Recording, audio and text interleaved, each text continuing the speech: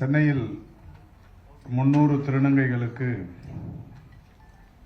சுய வேலை வாய்ப்புகளுக்கான பயிற்சி அளிக்கும் இந்த நல்ல நிகழ்ச்சிக்கு வருகை தந்து எனக்கு முன்னால் உரை நிகழ்த்தி சிறப்பித்திருக்கிற பெருமதிப்பிற்குரிய இந்த அமைப்பின் நிறுவனர் மற்றும் இயக்குனர் சுனில் மேனன் அவர்களே, துணைத் தலைவர் பெருமதிப்பிற்குரிய கோபிநாத் தட்சிணாமூர்த்தி அவர்களே, வருகை தந்திருக்கின்ற பல்வேறு திருநங்கை அமைப்புகளைச் சேர்ந்த அன்பிற்கினிய சகோதரிகளே, அன்பிற்கினிய நண்பர் விவேக் அவர்களே, நிகழ்ச்சியை மிக சிறப்பாக வடிவமைத்து நடத்தி கொண்டிருக்கிற சுதா, ஜெயா போன்ற அன்பிற்கினிய சகோதரிகளே, பத்திரிகை மற்றும் ஊடகவியலாளர்களே, வருகை தந்திருக்கிற உங்கள் அத்தனை பேருக்கும் முதலில் என்னுடைய நன்றியையும் வணக்கத்தையும் தெரிவித்துக் கொள்கின்றேன்.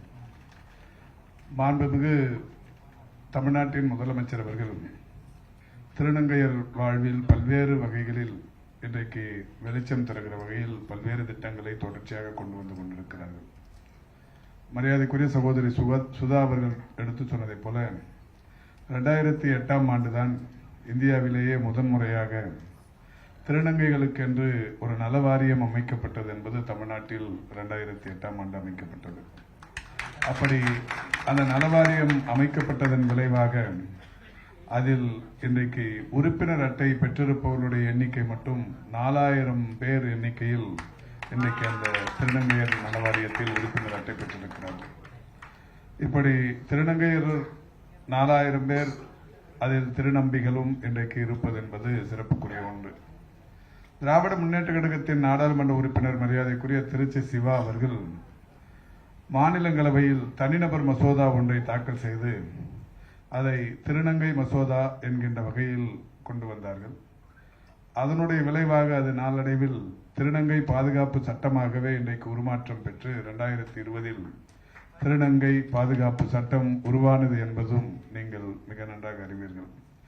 எனவே அதற்கு ஒரு பெரிய அளவில் ஒரு முன்னுதாரணம், அடிப்படை காரணம் பெருமதிப்பிற்குரிய திருச்சி சிவா அவர்கள் கொண்டு வந்த அந்த தனிநபர் மசோதா என்பதை நாம் அனைவருமே நன்றாக அறிவோம். தமிழக அரசு திருநங்கைகளுக்கு அரசு வேலைகளிலும் இடஒதுக்கீடு அளிக்கும் வகையில் ஜாதி சான்றிதழ் இல்லாத திருநங்கைகளை மிகவும் பிற்படுத்தப்பட்டோர் பட்டியலில் சேர்க்குமாறு அரசாணை வெளியிட்டிருப்பது என்பது நாம் அனைவரும் இன்றைக்கு பெரிய அளவில் மகிழ்ச்சியோடு நினைத்து பார்க்கக்கூடிய ஒன்று. தமிழக அரசு உச்சநீதிமன்ற வழிகாட்டுதலின்படி இந்தியாவிலேயே முதன்முறையாக 3ஆம் பாலினமாக தன்னை அடையாளப்படுத்திக் கொள்ளலாம் என்று அரசாணை வெளியிட்டிருப்பதும் தமிழ்நாட்டில்தான் என்பது இன்றைக்கு ஒரு மிகப்பெரிய அளவிலான சிறப்பு. கடந்த 2 ஆண்டுகளுக்கு முன்னால் தமிழக அரசின் மக்கள் நல்வாழ்வுத்துறையில் நிதிநிலை அறிக்கையில் பல்வேறு விவரங்கள் திருநங்கையர் உடல் சார்ந்து நலன் சார்ந்து அறிவிக்கப்பட்டது. அந்த வகையில் தமிழ்நாட்டில் ஒரு 5 அரசு மருத்துவக் கல்லூரி மருத்துவமனைகளில் திருநங்கை சிறப்பு சிகிச்சை மையங்கள் உருவாக்கப்படும் என்று அறிவிக்கப்பட்டது. அப்படி அறிவிக்கப்பட்டு நானே விருதுநகர், மதுரை, திருச்சி போன்ற பல்வேறு இடங்களில் அந்த சிறப்பு சிகிச்சை மையங்களை திறந்து வைத்திருக்கிறேன். 1.5 கோடி ரூபாய் செலவில் 5 மருத்துவமனைகளில் அந்த சிறப்பு சிகிச்சை மையங்கள் இன்றைக்கு மிக சிறப்பான பயன்பாட்டில் இருந்து கொண்டிருக்கிறது. தமிழக அரசு மனோன்மணியம் சுந்தரனார் பல்கலைக்கழகத்தோடு சேர்ந்துள்ள கல்லூரிகளின் வாயிலாக திருநங்கைகளுக்கு இலவசமாக பட்டப்படிப்பு மேற்கொள்ள வழிவகை செய்திருக்கிறது என்பதை நீங்கள் அனைவருமே நன்றாக அறிவீர்கள். இதன் தொடர்ச்சியாக சென்னை பல்கலைக்கழகம், மரியாதைக்குரிய சுதா அவர்கள் எடுத்து சொன்னதைப் போல சென்னை பல்கலைக்கழகம் சார்ந்த கல்லூரிகள் அனைத்திலும் ஒரு இடம் திருநங்கைகளுக்காக பிரத்யேகமாக ஒதுக்கப்பட்டிருக்கிறது என்பதும் இன்றைக்கு மகிழ்ச்சிக்குரிய ஒன்று. மேலும் தேர்வில் சிறப்பாக தேர்ச்சி பெறும் திருநங்கைகளுக்கு மாதந்தோறும் ரூபாய் 3000 ஊக்கத்தொகை வழங்கப்படும் என்று அறிவிக்கப்பட்டிருப்பது என்பதும் தமிழ்நாட்டில் மட்டுமே இருந்து கொண்டிருக்கிற ஒரு மிக சிறப்பான திட்டம். தமிழ்நாடு மாநில எய்ட்ஸ் கட்டுப்பாடு சங்கத்தின் மூலம் நம்முடைய திருநங்கைகளுக்கு என பிரத்யேகமாக 7 திட்டங்கள் மாநிலம் முழுவதும் 1.25 கோடி ரூபாய் செலவில் செயல்படுத்தப்பட்டு வருவதை நீங்கள் அறிவீர்கள். அந்த நிகழ்ச்சிக்கு நம்முடைய சகோதரிகளும் ஏராளமான பேர் வந்திருந்தார்கள். அதை நான் தொடங்கி வைக்கிற போது பெருமதிப்பிற்குரிய இந்த அமைப்பைச் சேர்ந்த நிர்வாகிகள் ஏராளமான பேர் அதற்கு வந்திருந்தார்கள். அதோடு மட்டுமல்லாமல் இன்றைக்கு அரசின் சார்பில் திருநங்கைகளுக்கு 3 மாதத்திற்கு ஒரு முறை அரசு மருத்துவமனைகளில் இலவசமாக முழு உடல் பரிசோதனை செய்யப்படும் என்று அறிவிக்கப்பட்டு அதுவுமே இன்றைக்கு நடைமுறையில் இருந்து கொண்டிருக்கிறது. திருநங்கை சிறப்பு சிகிச்சை மையங்களின் மூலமாக பாலின மாற்று அறுவை சிகிச்சையும் மனநல ஆலோசனைகளும் இன்றைக்கு வழங்கப்பட்டு வருகிறது. அந்த வகையில் முதலமைச்சரின் விரிவான மருத்துவ காப்பீட்டு திட்டத்தின் கீழ் அறுவை சிகிச்சைகளும் இன்றைக்கு வழங்கப்பட்டு வருகிறது. தமிழ்நாடு மாநில எய்ட்ஸ் கட்டுப்பாடு சங்கத்தின் மூலம் திருநங்கைகளுக்கு திறன் மேம்பாட்டு பயிற்சி அளிக்கப்பட்டு அவர்களுக்கு ஏற்ற வேலை வாய்ப்பும் அமைத்து தர இன்றைக்கு நடவடிக்கைகள் எடுக்கப்பட்டு வருகிறது. அந்த வகையில் தமிழக முதலமைச்சர் அவர்களின் முன்னெடுப்பால் ஏராளமான திட்டங்கள் இன்றைக்கு நடைமுறையில் இருந்தாலும் இங்கே வருகை தந்திருக்கின்ற பெருமதிப்பிற்குரிய சிஜிஐ இந்த அமைப்பு பற்றி எனக்கு முன்னால் இங்கே காணொலி வாயிலாகவும் நாம் அறிந்தோம். பெருமதிப்பிற்குரிய சுனில் மேனன் அவர்களும் கோபிநாத் தட்சிணாமூர்த்தி அவர்களும் உரை நிகழ்த்துவதை நாம் கேட்டோம். இதுபோன்ற தன்னார்வ தொண்டு நிறுவனங்களும் இந்த திருநங்கையர் வாழ்வில் மகத்தான சாதனையை செய்கிற வகையில் அவர்களுக்கான பல்வேறு வகைகளில் உதவும் வகையில் ஏராளமான நிகழ்வுகளை தொடர்ந்து செய்து வருகிறார்கள். ஏற்கனவே கூட நான் சிஜிஐ அமைப்பு நடத்திய ஒரு நிகழ்ச்சியில் கலந்து கொண்டிருக்கிறேன். சென்னை மாநகரின் மேயராக இருந்தபோதும் திருநங்கையர் நடத்திய பல்வேறு நிகழ்ச்சிகளில் கலந்து கொள்கிற அந்த வாய்ப்பையும் அன்றைக்கு நான் பெற்றேன். இன்றைக்கு இங்கே பேசும்போது சொன்னார்கள் சுய தொழில், அதேபோல் இன்றைக்கு சுயமரியாதை போன்ற அந்த விஷயங்கள் தான் வாழ்வில் மிக முக்கியமான ஒன்று.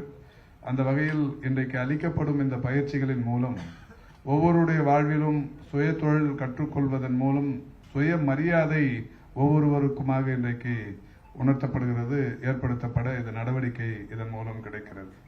எனவே சுயமரியாதை உள்ளவர்களாய் நாம் இந்த சமூகத்தில் வாழ்வது என்பது அவசியமான ஒன்று. அதற்கான மிக முக்கியமான நடவடிக்கையாக இதை நாம் பார்க்கிறோம். இங்கே பேசியவர்கள் எடுத்து சொன்னது போல கடந்த 2 மாதங்களுக்கு முன்னால் நான் சைதாப்பேட்டை தொகுதியின் சட்டமன்ற உறுப்பினர். அங்கே சைதாப்பேட்டையில் பெண்கள் மற்றும் திருநங்கை திருநம்பிகளுக்கு யாருக்கெல்லாம் ஆட்டோ ஓட்டும் பயிற்சி விருப்பம் இருக்கிறதோ அவர்களை தேர்ந்தெடுத்து அந்த பயிற்சியை நானே ஒரு 3 ஆட்டோ ஓட்டும் நிறுவனங்களின் டிரைவிங் ஸ்கூல்ஸ் மூலம் அவர்களுக்கு தந்து, அப்படி தந்ததன் அடிப்படையில் ஒரு 150 பெண்கள் மற்றும் திருநங்கை திருநம்பிகள், 147 பெண்கள், 2 திருநங்கைகள், 1 திருநம்பி, 150 பேருக்கு ஆட்டோ ஓட்டும் பயிற்சியை 1 மாத காலம் கொடுத்து அவர்களுக்கு LLR, டிரைவிங் லைசன்ஸ், பேட்ச் போன்றவைகளை எல்லாம் நானே எடுத்துக் கொடுத்து ஒரு மாண்புமிகு தமிழ்நாட்டின் முதலமைச்சர்கள் கடந்த நிதிநிலை அறிக்கையில் ஒரு செய்தியை அறிவித்திருந்தார்கள். அதன்படி தமிழ்நாட்டில் ஒரு 500 பெண்களுக்கு, ஆட்டோ ஓட்டும் பெண்களுக்கு இன்றைக்கு 1 லட்சம் ரூபாய் மானியத்துடன் கூடிய ஆட்டோக்கள் வழங்கப்படும் என்று அறிவித்திருந்தார்கள். அந்த வகையில் மாண்புமிகு தமிழ்நாட்டின் முதலமைச்சர்களுடைய அந்த அறிவிப்பை ஒரு 150 பெண்களை நம்முடைய தொகுதியிலே சைதாப்பேட்டையிலேயே பெண்கள் மற்றும் திருநங்கைகளுக்கு அந்த பயிற்சி தரலாமே என்கின்ற எண்ணத்தோடு 150 பேருக்கு தந்தோம். 150 பேருக்குமான இந்த ஆட்டோக்களை நானே ஒரு பஜாஜ் நிறுவனத்திடம் பேசி 2,82,000 ரூபாய் ஆட்டோ என்றால் 1 லட்சம் அரசு மானியம் 1.82 ஆனது. பஜாஜ் நிர்வாகத்திடம் அவர்களிடம் பேசி இவர்களுக்காக நீங்கள் இன்னமும் ஏதாவது விலை குறைத்து தர வேண்டும் என்று கேட்டபோது அவர்களும் ஒரு 10,000 குறைத்து அதற்கான காசோலைகளை தந்தார்கள். அந்த காசோலைகளையும் இந்த 1 லட்சம் ரூபாய் மானியத்தையும் மாண்புமிகு தமிழ்நாட்டின் முதலமைச்சர்கள் மூலம் தரப்பட்டது. அப்படி தரப்பட்ட போது அதை பெறுவதற்கு 10 பேர் தேர்வு செய்யப்பட்டார்கள். அதில் ஒரு திருநங்கை, ஒரு திருநம்பி, ஒரு சகோதரி என்கின்றவர், ஒரு மகளிர் என்கின்ற வகையில் நம்முடைய மாண்புமிகு முதல்வர் அவர்கள் கடந்த 2 மாதங்களுக்கு முன்னால் அந்த ஆட்டோக்களை தீவுத்திடலில் தந்தார்கள். நீங்கள் அனைவரும் செய்தித்தாள்களிலும் இதிலும் பார்த்திருப்பீர்கள். இப்போது சைதாப்பேட்டையில் ஒரு 3 பேர் திருநங்கைகளும் ஒரு திருநம்பியும் ஆட்டோ ஓட்டிக் கொண்டிருக்கிறார்கள். 147 பெண்கள் இன்றைக்கு சுய தொழில் என்கின்ற வகையில் சொந்தமாக ஆட்டோ ஓட்டிக் கொண்டிருப்பதை பார்க்கிறோம். ஆக 500 பேருக்கு 234 தொகுதிகளுக்கும் ஆட்டோக்கள் மானியத்துடன் தரப்படும் என்கின்ற அறிவிப்பில் நான் சைதாப்பேட்டைக்கு மட்டும் 150 பேருக்கு பெற்றிருக்கிறேன். ஆக தமிழ்நாட்டில் ஏறத்தாழ இந்தியாவில் ஏறத்தாழ 4000க்கும் மேற்பட்ட சட்டமன்ற தொகுதிகள் இருக்கிறது.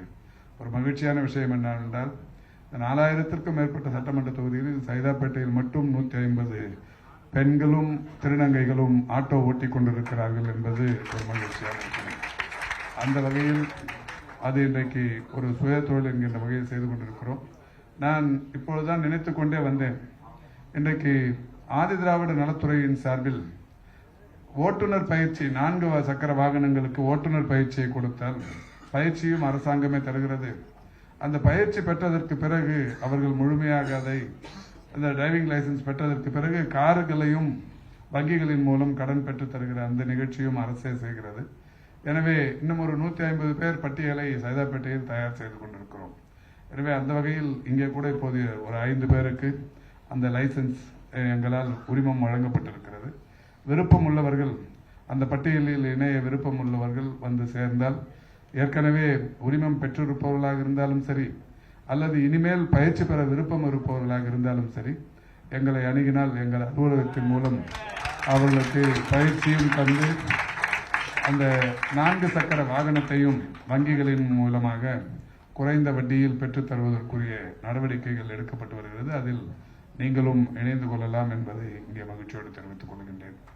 இங்கே சகோதரிகள் சொன்னார்கள், நடப்பதற்கும் ஓடுவதற்கும் அதிகமாக விருப்பம் காட்டுகிறார் என்றார்கள்.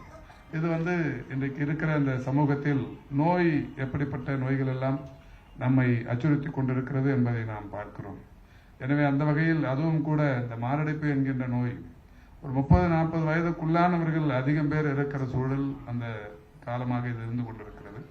எனவே பெரிய அளவில் இப்போது அனைவருக்குமே தேவை சிகிச்சை என்பதையும் கடந்து முன்னெச்சரிக்கை நடவடிக்கையாக நாம் நடப்பது, ஓடுவது என்பது அவசியமான ஒன்று. எனவே அந்த வகையில் உடற்பயிற்சியை அனைவருமே செய்ய வேண்டும் என்கின்ற நிலையில் தான் கடந்த ஆண்டு முத்தமிழறிஞர் கலைஞருடைய நினைவு நாளை ஒட்டி ஒரு 100 மாரத்தான் ஒன்றை நடத்தினோம். ஆண்டாண்டு நடத்தி கொண்டிருக்கிறோம். 4வது மாரத்தான் கடந்த ஆண்டு நடத்தப்பட்டது. அதில் நான் ஒரு அறிவிப்பை வெளியிட்டேன். இதில் மற்ற சமூகத்தைச் சேர்ந்தவர்கள் இந்த மாரத்தானில் பங்கேற்றால் அவர்களுக்கு 500 ரூபாய் பதிவு கட்டணம், திருநங்கைகள் சேர்ந்தால் அவர்களுக்கு 100 ரூபாய் பதிவு கட்டணம் போதும் என்று அறிவித்தேன். அந்த மேடையில் நான் இதை அறிவித்த போது அந்த மேடைக்கு பெருமதிப்பிற்குரிய இளைஞர் நலன் விளையாட்டுத்துறை அமைச்சர் திரு உதயநிதி சார் அவர்கள் வந்திருந்தார்கள். அவர் நான் அந்த 100 ரூபாய் அறிவித்தவுடன் 100 ரூபாய் அறிவித்துவிட்டு நான் சொன்னேன், அந்த 100 ரூபாய் கூட திருநங்கைகள் செலுத்த வேண்டியதில்லை, நான் சார்ந்திருக்கிற திராவிட முன்னேற்ற கழகத்தின் மாவட்ட கழகத்தின் சார்பில் நானே செலுத்தி விடுகிறேன் என்று அறிவித்தேன். ஆனால் ஒரு மிகப்பெரிய மகிழ்ச்சி என்னவென்றால், எனக்கு பின்னால் பேச வந்த இளைஞர் விளையாட்டுத்துறை அமைச்சர் அதே மேடையில் சொன்னார், மா சுப்பிரமணியன் பதிவு கட்டணம் 100ஐ அவர் சார்ந்திருக்கிற மாவட்ட கழகத்தின் சார்பில் கட்டி விடுகிறேன் என்று சொன்னார். நான் சார்ந்திருக்கிற இளைஞரணியின் சார்பில் பங்கேற்கிற ஒவ்வொருவருக்கும் 1000 ரூபாய் பரிசு தொகையை தருகிறேன் என்று சொன்னார். அதன்படி அந்த மாரத்தானில் பங்கேற்ற ஒரு 1000 பேருக்கு 1000 ரூபாய் பரிசு தொகை தரப்பட்டது என்பதை நீங்கள் அனைவரும் நன்றாக அறிவீர்கள். அந்த வகையில் இந்த ஆண்டு கலைஞர் 100 நிறைவு, இந்த வருகிற ஆகஸ்ட் கலைஞருடைய நினைவு நாளில் நான் ஏற்கனவே நடத்திய அந்த 4 மாரத்தான்களும் உலக சாதனை படைத்திருக்கிறது. அதற்கு எல்லா வகையிலும் நண்பர் விவேக் அவர்கள் காரணமாக இருந்தார்கள். 1ஆம் ஆண்டு விர்ச்சுவல் மாரத்தான், 2ஆம் ஆண்டும் விர்ச்சுவல் மாரத்தான், 3வது ஆண்டும் நடத்திய மாரத்தானில் 42,000 பேர் பங்கேற்றார்கள். 4வதாக நடத்திய மாரத்தானில் 73,000 பேர் பங்கேற்றார்கள்.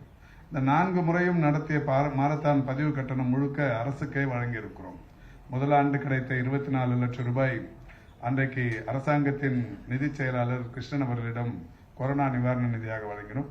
அடுத்த ஆண்டு கிடைத்த ஒரு 56 லட்சம் ரூபாய் மாண்புமிகு தமிழ்நாட்டின் முதலமைச்சர்களிடத்தில் முதலமைச்சர் நிவாரண நிதிக்கு வழங்கினோம். அடுத்த ஆண்டு கிடைத்த 1,22 லட்சம் ரூபாயை எழும்பூர் அரசு குழந்தைகள் மருத்துவமனையில் குழந்தைகள் சிகிச்சைக்காக அனுப்பிவிட்டு வெளியில் தங்கியிருக்கிற பெற்றோர்களின் பாதுகாப்புக்கு ஒரு ஷெல்டர் அமைப்பதற்கு 1,22 லட்சம் ரூபாய் தந்து அரசின் சார்பில் மீத தொகையை போட்டு இன்னைக்கு 5,88 லட்சம் ரூபாய் செலவில் ஒரு பெரிய கட்டிடம் ஒன்று உருவாகி கொண்டிருக்கிறது.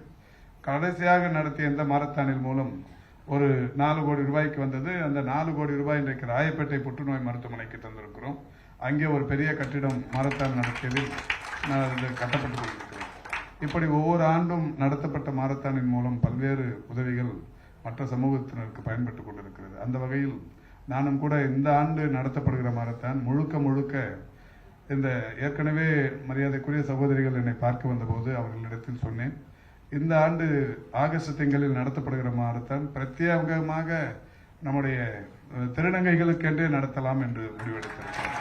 இதில் ஒருவர் கூட வேறு பாலினத்தவர் ஓடாமல் குறைந்த கிலோமீட்டர், வர 5 கிலோமீட்டர் 10 கிலோமீட்டர், இது 2 மட்டுமே வைத்துக்கொண்டு 42, 21 எல்லாம் வேணாம், ஒரு 21 அதெல்லாம் கூட இல்லாம 10, 5 இது 2 மட்டுமே வச்சு நம்ம திருநங்கைகளுக்கு மட்டுமே நடக்கிற ஓடுகிற அந்த மாரத்தானை நடத்தி பெரிய அளவில் பரிசுகளையும் அறிவித்து பங்கேற்பவர்களுக்கும் ஏதாவது ஊக்கப்படுத்துகிற வகையில் திட்டங்களை அறிவித்து ஒரு மாரத்தான் நடத்தலாம். நடத்தி முடித்துவிட்டு அதன் மூலம் கிடைக்கிற ஏதாவது CSR அந்த மாதிரி நண்பர்கள் தருகிற தொகை எதுவாக இருந்தாலும் திருநங்கைகள் நல வாரியத்திற்கோ அல்லது நீங்கள் சொல்லுகிற ஏதாவது ஒரு காரியத்திற்கோ அந்த தொகையும் இந்த ஆண்டு தரலாம் என்று சொல்லி அதை சொன்னேன். நம்முடைய சகோதரிகள் சொன்னார்கள், இந்த சங்கங்களை சேர்ந்த எல்லா நிர்வாகிகளையும் நாம் அழைத்து பேசலாம் என்று சொல்லியிருக்கிறார்கள். நிச்சயம் அது இந்த ஆண்டு ஒரு பெரிய அளவில் அதையும் ஒரு உலக சாதனையாக படைக்கலாம் என்று நண்பர் விவேக் அவர்கள் சொன்னேன். உலக அளவில் வேறு நாடுகளில் இருக்கிற திருநங்கைகளை கூட அதில் பங்கேற்க வைக்கலாம். தமிழ்நாட்டைச் சேர்ந்த திருநங்கைகள் மட்டுமல்லாது, இந்தியாவின் பல்வேறு மாநிலங்களில் இருக்கிற திருநங்கைகள் மட்டுமல்லாது, உலக அளவிலான திருநங்கைகள். ஏனென்றால் நாங்கள் ஏற்கனவே நடத்திய விர்ச்சுவல் மாரத்தானில் 36 நாடுகளைச் சேர்ந்தவர்கள் அதிகபட்சமாக கலந்து கொண்டிருக்கிறார்கள். எனவே அந்த வகையில் ஒட்டுமொத்தமாக உலக திருநங்கைகளை ஒருங்கிணைத்து ஒரு மாரத்தானை நடத்தி அதில் கிடைக்கும் ஏதாவது தொகை எவ்வளவு மிச்சப்படுகிறதோ அந்த தொகையை முழுமையாக திருநங்கைகளின் நல வாரியத்திற்கோ அல்லது திருநங்கைகளின் நல்ல இது போன்ற காரியங்களுக்கோ செலவிடலாம் என்று முடிவெடுத்திருக்கிறோம். எனவே விரைவில் அதற்கான அறிவிப்பை உங்களுடன் பேசி சம்பந்தப்பட்ட நிர்வாகிகளுடன் பேச இருக்கிறோம் என்பதை இந்த நேரத்தில் தெரிவித்துக் கொள்ள கடமைப்பட்டிருக்கிறேன். இங்கே பேசிய சகோதரி சொன்னார், அரசு பணிகளிலும் கூட இன்றைக்கு திருநங்கைகள், இன்றைக்கு காவல்துறையிலும் பல்வேறு பணிகளிலும் நம்முடைய திருநங்கைகள் இன்றைக்கு பிரகாசித்துக் கொண்டிருக்கிறார்கள். சகோதரி சொன்னார், ரியா என்கின்ற ஒரு சகோதரி நேற்றைக்கு முன்தினம் இந்தியாவையே திரும்பி பார்க்க வைத்த ஒரு மாநாடு, இளைஞர் மாநாடு ஒன்று சேலத்தில் நடத்தப்பட்டது. அந்த மாநாட்டில் பேச்சாளர்கள் என்று ஏராளமான பேர் பங்கேற்று பேசினார்கள். நம்முடைய இளைஞரணியின் செயலாளர் திரு உதயநிதி அவர்கள் அந்த மாநாட்டில் பேசுவதற்கு ஒரு மோட்டிவேஷன் ஸ்பீக்கர் என்கின்ற வகையில் உங்கள் அமைப்பைச் சேர்ந்த ரியாவைத்தான் அந்த மாநாட்டிலும் பேச வைத்தார். அந்த மாநாட்டில் ஏறத்தாழ ஒரு 6-7 லட்சம் இளைஞர்கள் பங்கேற்று பேசிய மாநாட்டில் ஒரு திருநங்கை மோட்டிவேஷன் ஸ்பீக்கராக பங்கேற்றது என்பதும் இந்த சமூகத்திற்கே கிடைத்த ஒரு மிகப்பெரிய அளவிலான சிறப்பு என்கின்ற வகையில் இந்த அரசு என்றைக்கும் உங்களுக்கு உறுதுணையாக இருக்கும். நீங்கள் பெறுகிற பயிற்சிகளின் மூலம் உங்களுக்கு இந்த பயிற்சிகளை நீங்கள் முடித்தவுடன் இந்த சகோதரிகளுக்கு ஒரு வேண்டுகோள், இப்பொழுது நீங்கள் 300 பேர் பயிற்சிகளை பெறுகிறீர்கள். பயிற்சிகளை முடித்து பட்டியலோடு வாருங்கள். என்னென்ன துறைகளில் நீங்கள் பயிற்சிகளை முடித்திருக்கிறீர்களோ அந்தந்த துறைகளுக்கு தேவையான இந்த கடன் உதவிகளை பெற்றுத் தருவதற்கு நாங்கள் உங்களுக்கு உதவியாக. இப்பொழுது உங்களுக்கு தெரியும், கடந்த வாரம் ஒரு 10 நாட்களுக்கு முன்னால் சைதாப்பேட்டையில் இருக்கிற ஒட்டுமொத்தமான சிறு தொழில் வியாபாரிகளுக்கு, குறிப்பாக பூ வியாபாரம் செய்பவர்களுக்கு, காய்கனிகள் வியாபாரம் செய்பவர்களுக்கு, பழ வியாபாரம் செய்பவர்களுக்கு சைதாப்பேட்டை முழுக்க இருக்கிற ஒரு 1200க்கும் மேற்பட்ட அவர்களை ஒருங்கிணைத்து ஒன்றிய அரசும் மாநில அரசும் தருகிற ஒரு 10,000 நிதியை 28 வங்கிகளின் மூலம் ஒருங்கிணைத்து அவர்களுக்கு பெற்றுத் தந்திருக்கிறேன். ஒரு 10 நாட்களுக்கு முன்னால் பத்திரிகை மற்றும் ஊடகங்களில் நீங்கள் பார்த்திருப்பீர்கள்.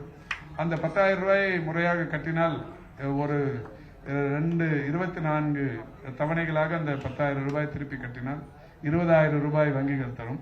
20,000 ரூபாயை முறையாக கட்டினால் 2 ஆண்டுகளில் அவர்களுக்கு 50,000 ரூபாய் வரை அரசு, ஒன்றிய அரசும் மாநில அரசும் நிதியை தரும்.